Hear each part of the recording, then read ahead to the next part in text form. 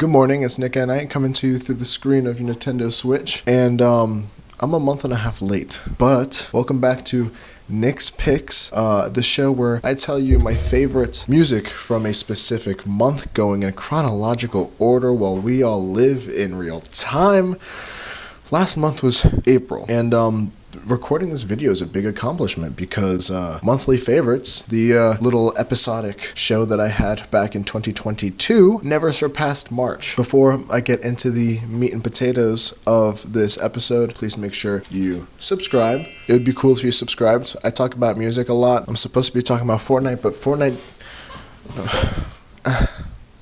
and make sure that you join the Discord. Join the conversation. We talk about music there, as well as a plethora of other things. Let's quickly jump into our next mini segment. Is this music still in your rotation? This is the segment in which we talk about last month's Nick's Picks, and we decipher whether I was good. As far as I'm looking at my notes right now. Of course, I write little notes. I think I hit 100%. To be fair, I did talk about 2 albums and 2 different singles, but music, Playboi Carti, I still listen to frequently. Into a Pretty Room, it's a beautiful album. I listen to that one too. It's nice and quiet. Dark Thoughts, the single. Lil Tecca, I still listen to that. It's going to be the song of the summer. Let Just You Wait.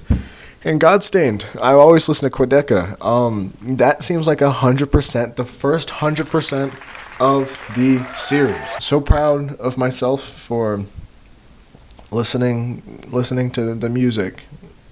So I'm really proud of myself. That's what it's about, right? Anyways, that concludes our segment of Is This Music Still in Your Rotation? Today's sponsor is Luna. You can see her silhouette right here. Right there. Today's episode is sponsored by Luna. Thank you very much, Luna, for sponsoring this episode. But let's be honest. You didn't click on this video so I can talk about Playboi Carti's music again. You clicked on this video so I can talk about April's albums. So, let's get straight into it. The first project that I will be talking about is the new Jane Remover project, Revengeseekerz. Jane Remover has been on an insane run in 2025, and she's honestly produced some of my favorite music that's come out this year. It all started with the single back in January, JRJRJR. I gave love to it on Nick's Picks back in January. This single was great. It was rock meeting hyper pop, if that's still alive, meeting rap music, and it's all bundled in this video gamey, digital and loud soundscape. It's really neat. It's different from her previous sound, but not in a sense that she's changed everything. It's just that she's kind of honed in her stuff. We then had the single Dancing With Your Eyes Closed, which I didn't actually review on the channel. This song, now that we know what the album sounds like, this song ended up showing the other side of the album sound, one that's a little more electronic and dance and clubby. I think at the end of the day, both of these singles served perfect examples of what the sound of this album was going to be. Some of the songs are a little more rock-esque, a little more rap inspired, and other ones are going to be more dancey, and then you have songs that are kind of a fusion of both of those ideas. Diving into some of the album cuts, we have Psycho Boost. This is an intense club banger with elements of electronic music and also kind of hardstyle. It includes some killer Danny Brown performances, and he ends up showing up more than once. His rapping fits perfectly when the beat drops, and it kind of feels like the intensity of the track pulls back to let him really like get into it, but at the end he's kind of like really like just going with the beat. It's a really cool moment. I don't think it's mentioned nearly as enough as it should be, but this guy was known for like his like Zanny raps. Like I think it's crazy that he's part of the what's left of like the hyper pop scene, just co-signing artists or bands like the Underscores or Jane Remover. Right after that, we have the song Star People. This song ended up being one of the most listenable songs on the album, not being incredibly flashy compared to the rest of the tracks. The instrumental, or whatever you like to call it, is electronic, it's dark, and the lyrics can be perverted at times. In fact, a lot of this project seems to show Jane craving romance and intimacy and physicality, and she's doing it in such a blunt way. It's kind of gangster the way she does it. Later in the track list, we have Dream Flasher, which ended up being my favorite song on the album. This is another song that explores Jane's lust and sexuality.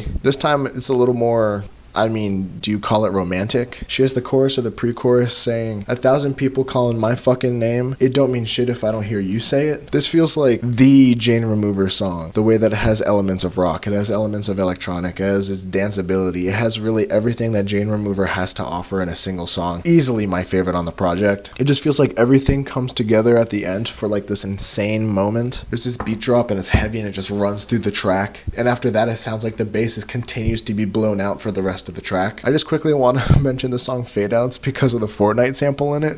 I didn't really hear anything about it, but when I was listening to the song, I couldn't help to hear the sound of somebody throwing a mini to me. Like it's the sharing consumable ping. The last song I'm going to talk about is Professional Vengeance. Out of all the songs that can be danced to or could be clubbed to, this is probably the song to do it. Everything moves, the chorus just bumps in a way that makes you want to move. And this chorus, speaking of the chorus, is the most memorable on the album easily. This song once again just continues that narrative of this crush that she has or this sexual fantasy that she has. As far as I know, this album, Revengeseekerz, is probably going to end up being one of my favorite albums of the year. There's not a skip on this album, although I just talk about a few songs. Listen to the other ones, Angel and Camo, Dark Knight Castle, all of them were so good. Especially after dropping Ghost Holding early in the year under Venturing, it just feels like Jane Remover cannot be stopped right now. Moving on to the second album, I want to talk about Black Country New Road's new album, Forever Howlong. Black Country New Road is back after their 2022 album. The album Ants From Up Here, an album that I loved and actually showed love for on the channel back with monthly faves. However, I watched that episode back because I wanted to see how I dealt with talking about Black Country New Road, and it felt like my opinions on that album were kind of lost. You can tell that I liked what I heard at the moment, but that was at a time where I exclusively listened to rap music, and it just felt like it feels like that album had no place in my daily life, so I tried giving it the flowers that I could from what I could comprehend music-wise. And when I saw this new album come out, I was actually really excited to hear the singing specifically, because I remember from the 2022 album, I really enjoyed the lyrics, but especially I really enjoyed the singing. I remember Mr. Wood, I think his name is, he has such a unique voice, one that's very wobbly, it's very unstable, it's a lot of times it feels like it could come out with a cry, but it never really does. And knowing some of the songs from that album, it definitely should have. It was quickly brought to my attention maybe 3 songs into this new album that Mr. Wood is not with the group anymore. In fact, doing some further research, he actually left the group right after that album dropped for mental health reasons. And apparently there's like this live project that's happened between then and now, and there are now 3 singers for this band, all of them being women, which I think is awesome, and it kind of changes the soundscape of it all, but not really. You go into this album, especially if you think Mr. Wood is still part of the band, and you expect some sort of wobbly, like untraditional but really folky voice, and what you get from these 3 girls are some beautiful, deep woman voices. And you realize although the songs will never sound the same, never like the previous projects, there's something really special in these new songs. It definitely feels like a continuation of what they're trying to do, except it will never be the same, but it doesn't need to be. This project starts with the song Besties. This is a great introduction to the album, highlighting the instruments that they are known for, as well as one of the band's new vocalists. It's a folky song that highlights friendships, women, female friendships. And there's a conversation about the give and take about it. It's really fun, and of course, with anything Black Country New Road, it's a really cinematic listen. Continuing with my favorite songs, we have Salem Sisters. This is another folky cut that reminds me more of that 2022 sound, but the girls kill it on the vocals for this song. And the instruments that go with it are so lush. Sometimes you just feel like you're in the same room as them while they're playing. You have the song Two Horses, which ends up being one of the longer songs on the project. This song has a lot of interesting imagery and storytelling, with some of the most captivating sounds on the entire project. It's not captivating in terms of being loud or necessarily attention grabbing, but by being so skeletal, specifically in the beginning, you can really hear the woman's voice. It allows the voice to breathe and blossom, and there's this progression, and the song picks up in the second half. There's even like a tempo change, maybe, near the end of it that feels like, I don't know, horses running. And I know that's easy to say just because the name of the song is Two Horses, but I mean, like, intentional or not, like, that's what it sounds like to me. Another one of my favorite songs is Nancy Tries to Take the Night. This is another lengthy song on the project with a pretty monstrous build as well. This song starts with just instrumentals and grows with the lyrics, the singer repeating throughout her verses, "Do you want it?" There's other good songs on this album like Mary.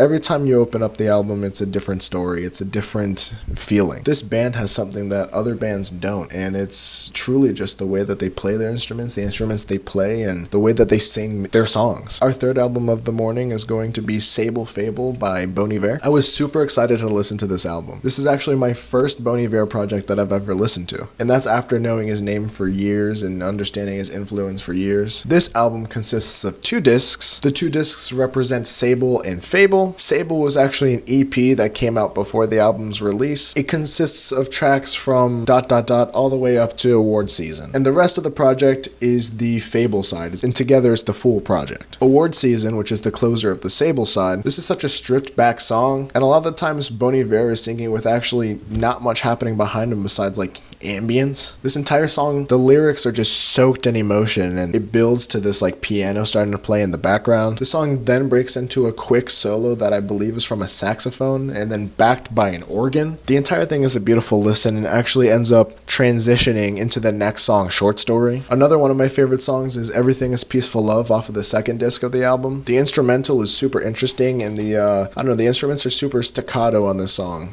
using a term from my chorus days. There's a guitar that comes later in the song and kind of swirls through everything, kind of lacing them all together and tying them up. The chorus is so memorable. He climbs this vocal ladder that goes from his just regular singing voice to his falsetto, and he makes it sound effortlessly, like there's no cracks or anything. He's just going from deep to high like it's nothing. It's such a feel-good song. It makes me smile every time I listen to it. The lyrics on this album are just so emotionally charged. It just feels like everything just hits deep. The song Walk Home is a low-key moment on the track list. It's driven by these nice bass passages and like a dusty boom bap drum. The singing just hits. I think my favorite Bon Iver voice is his falsetto, and he does it so well in this track too. And then there's the chipmunked vocals of Walk Home through the entire song, and it's an interesting texture that breaks up some of the heavier moments on the song. The song From is my favorite on the project. The song's instruments, it has this deeply reverbed guitar, reminds me of something that had come out of Mick G. The lyrics on the song are so touching. It touches up on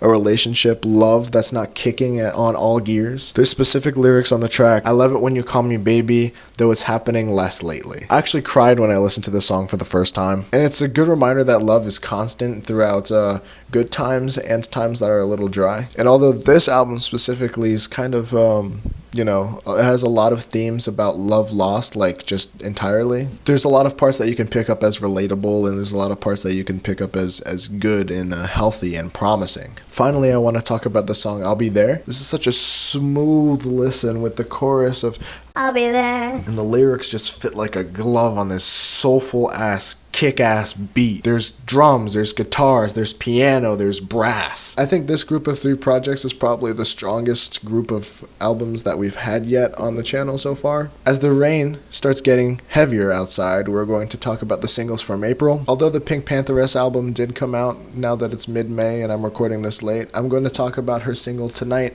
Like, it hasn't come out yet. PinkPantheress drops tonight, which is such a fun song. I don't know, it's difficult. It's difficult to put the song into words. It kind of feels like pink clouds, sparkles, bubbles. Like, that's the type of stuff that I'm kind of seeing. That's the kind of type of stuff that I'm seeing when I think about how this song sounds. It's kind of like a danceable sex banger. She's talking a lot about sex with her, having sex with the person she's talking about. It's just a fun listen. Talk later, like we can talk another time. Like right now, we're trying to get intimate. We're trying to get in the moment. This song's just awesome. The song's just awesome. If you want to have a good time, if you want to have a fun time, if you want to smile, if you want to feel sexy, just listen to the PinkPantheress song. I wrote no notes about this, obviously, which is why I'm just kind of rambling. This song's really good. Just listen to this song. The next song I want to talk about is Back to Me by the Marías. This song is slow-paced with this nice guitar. María herself has such a beautiful voice. This song is about love, but it's about, I guess, lost love that she's trying to get back. This perfect setting, this perfect situation, this perfect vibe. Come back to her. There's a house that you guys can have together by the sea on the other side of the street. Like, just come back to her. It's a beautiful. I don't even know if this is a ballad. It's kind of just like, it's a beautiful moment. I just love how the song starts so soft and then gets so intense, and it just builds and it builds, and the chorus at the end is just like this big thing. This song itself has definitely made me a Marías fan, and I can't wait to go back into the discography and explore more of the band's music. The last single I want to talk about is going to be an eyebrow raiser to whoever this may concern.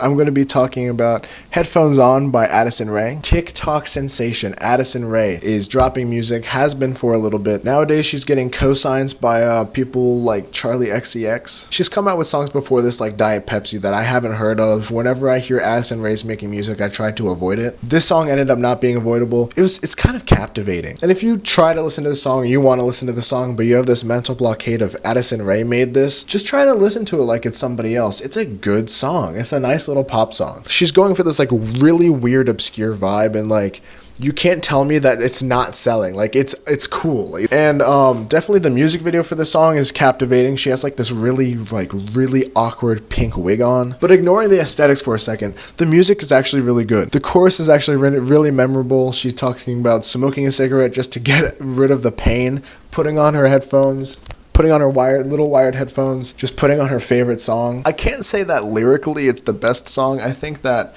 the first verse opens up with like, I wish my parents were still in love. That's such a interesting way to open up a verse. And with that, I think that that's gonna conclude Nick's picks for April. Sorry that it came out so late. I have been busy, and then this new Fortnite season with the Star Wars stuff has been just taking up all my time. It's such a fun season. But yeah, thank you guys for watching. Let me know what music you guys like from April down in the comments or in the Discord. Join the conversation. And yeah, that's all. Have a good night. Thank you.